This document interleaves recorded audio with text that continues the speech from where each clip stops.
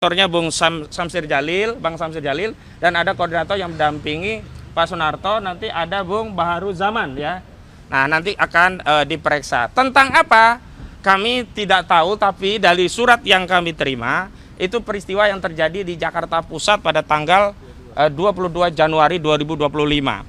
Terlepas ya, ada beberapa saksi yang kami tanya tidak tahu peristiwa itu, gak ada dalam peristiwa itu dan seterusnya. Tetapi sekali lagi, karena kami dipanggil, kami penuhi dulu, nanti dari penyidik seperti apa, peristiwanya apa, baru sesuai dengan KUHP bahwa saksi itu hanya menerangkan apa yang saksi ketahui, lihat, dengar, dan alami sendiri.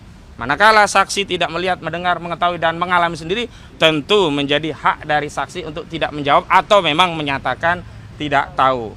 Nah, saya juga ingin tegaskan bahwa kepada kubu Saudara Joko Widodo, sekali lagi ya, kalau memang mau fokus, ingin menuntaskan kasus ini, fokus di kasus Polda Metro Jaya.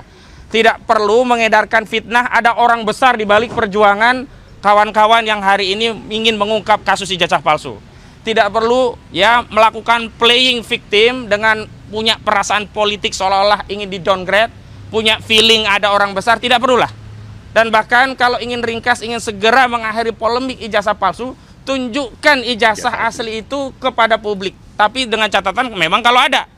Karena kalau ada, tunjukkan, selesai. Bukan malah membuat narasi agitasi yang tidak relevan dengan pembuktian keaslian ijazah. Misalnya sibuk dengan reunian. Karena apa? Keaslian ijazah itu tidak bisa dikonfirmasi dengan acara reuni. Reuni itu ya namanya reuni, orang-orang juga bisa datang, bisa masuk, siapapun bisa. Dan statementnya belakangan juga malah kacau balau ya. Justru itu merusak proses hukum yang sedang dijalankan oleh aparat di penyidik Polda Metro Jaya.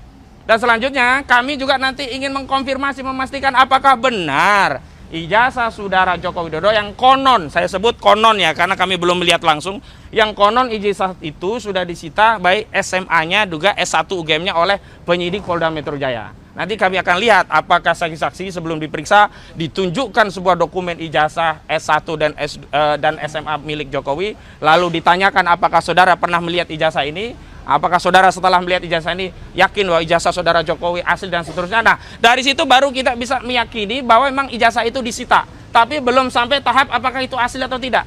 Karena barang yang hanya dilihat sekilas belum tentu juga bisa kita simpulkan asli atau tidak. Tapi bisa kita konfirmasi bahwa ijazah itu benar. Memang disita penyidik ketika ditunjukkan kepada saksi sebelum diperiksa. Lalu kami ya, oh ya kamera sini ya. Dan kami terakhir saya juga menghimbau, mari kita jaga-jaga